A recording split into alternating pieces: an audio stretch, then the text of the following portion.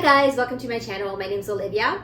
So prior to getting injured, I really enjoyed cooking, and it was one of my goals to be able to get back into the kitchen after my injury. With that, I don't really have an adapted kitchen, so all the counters are at the height that it usually is. I changed my oven to have the controls in the front, so I'm able to manage that. And then I also have a little bit of a prep station where I prep my food on. But apart from that, my kitchen's not really adapted for me. And it's also, I live in quite a small space, so modifying the kitchen was just not really an option. And with that, obviously this comes with some pretty risque stuff to do when you're handling hot pots, and especially hot water for basically cooking pasta or vegetables or other things. So today I'm going to show you how I cook my a pasta dish with actually a wonderful pesto that I've made more safely, so you don't end up burning yourself or lessen the chance of burning yourself basically. Okay, so let's get started.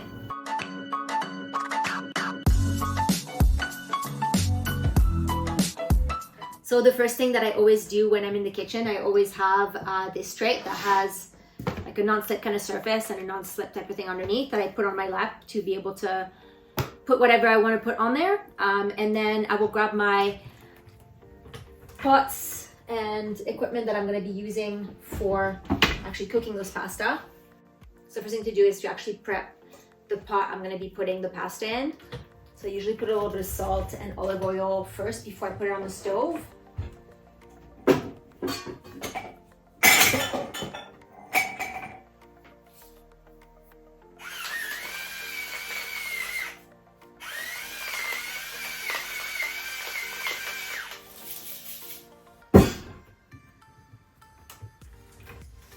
And then I will grab my olive oil and put a little bit of olive oil in there.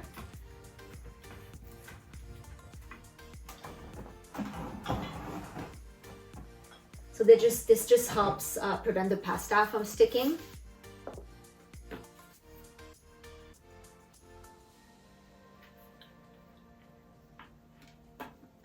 And I usually do this before I put it onto the stove because it's harder to put it on when it's on the stove because it's a little bit higher. And so then I'll put this on the stove, and then I will grab the water to put the water in there and start making the water boil.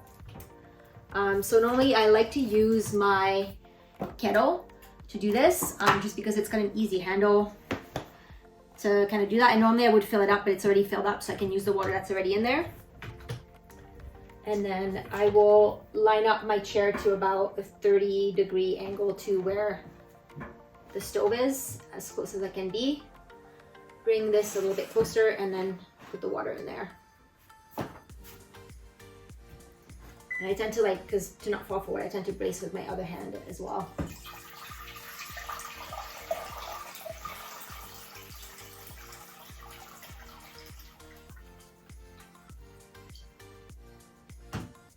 So I normally would put the kettle back, but just so you guys can actually see what I'm doing, I'll leave it there. So I'll put this to boil, I'll grab the lid, and then while this is boiling, I'll actually start prepping the pasta and the food so I can put it in once it's boiled. It's just in here.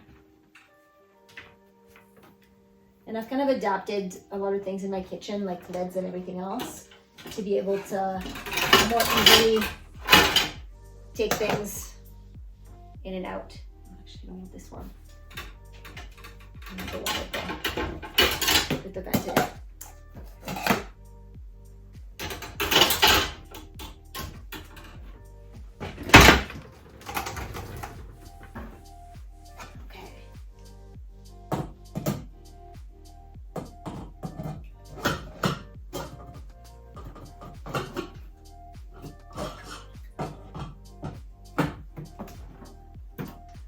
I'm putting this on high, and then I'll grab my pasta. So to cook the pasta, I'm actually going to use this strainer, which is BPA free, and also it's got some holes on the side, so I'm able to put some zap straps to be able to grab it easily and not burn myself. and I'll put the pasta in there and cook it in the hot water, so I'm not like maneuvering water around when it's cooked. Okay, so now to prepare the pasta so I can put it in the strainer, I'll just open up the package.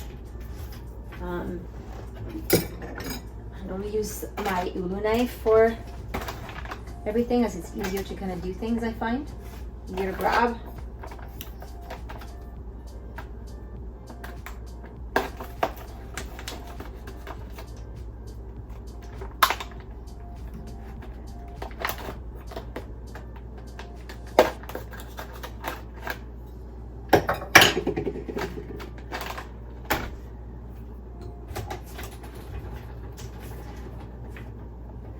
So now putting that into the strainer.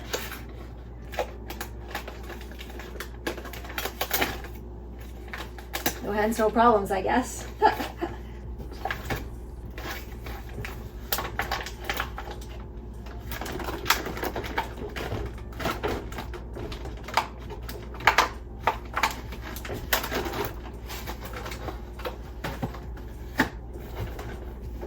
And I also check that the pastas are not stuck together, so they don't end up sticking together even more once they start cooking.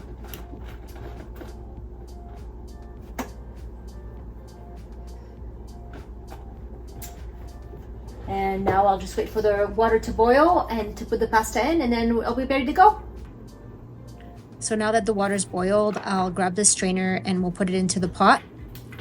So we'll take the lid off, and I've adapted all my lids with some zip ties so I can grab it more easily and not burn myself.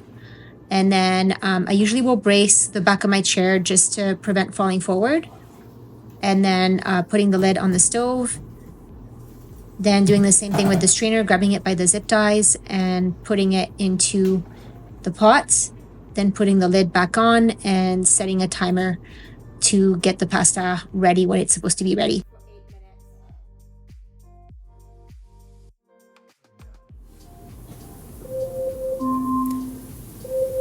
Alexa, stop. So now that the timer has gone off, I'll just grab my fork to be able to test out the pasta to see if it's ready. Then line myself up to about a 30-degree angle to where the stove is. Grab the dish towel to put on my tray so I can put the strainer on there, and so that the excess water can drain onto the dish towel and not the tray. Then grabbing the lid, take that off, drain it off, and then put it on the stove. And then grabbing my fork to test out the pasta. See if it's ready. Just blow a little bit on it just because it's probably pretty hot, being in the hot water and everything.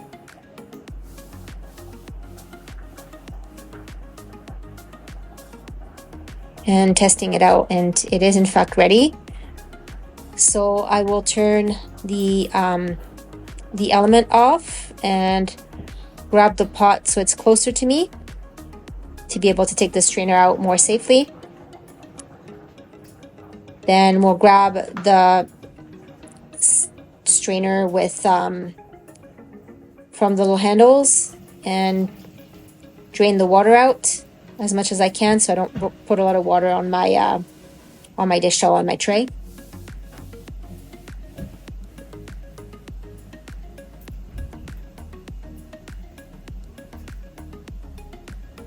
And then we'll move the strainer onto the tray, put the pot off the stove and kind of let it cool so I can empty it a bit later, normally at my next meal or the next day if this is my dinner. Then we'll go back to the prep station to put the pasta into the actual bowl. So only putting the strainer on my prep station, and then I will line myself up to be able to put the pasta that's in the strainer inside the bowl where I'm going to be eating the pasta in. And I usually put my pesto that's behind the bowl to prevent the bowl from sleeping forward. And then we'll grab the mason jar where I've made my homemade pesto. And usually I use mason jars where they have the lid that's kind of separate, that screws on, that's kind of separate from the actual metal lid, so it's easier to grab my teeth and unscrew it. And I will also put the recipe of my homemade pesto on my socials, so Facebook and Instagram, and then we'll put all the equipment that I've been using in the description below. So now just putting the pesto inside the pasta so I can eventually mix it up. And then I will grab my other spoon to mix things up. So use my mouth to get into the handle and mixing things up that way. So it's pretty much ready to eat.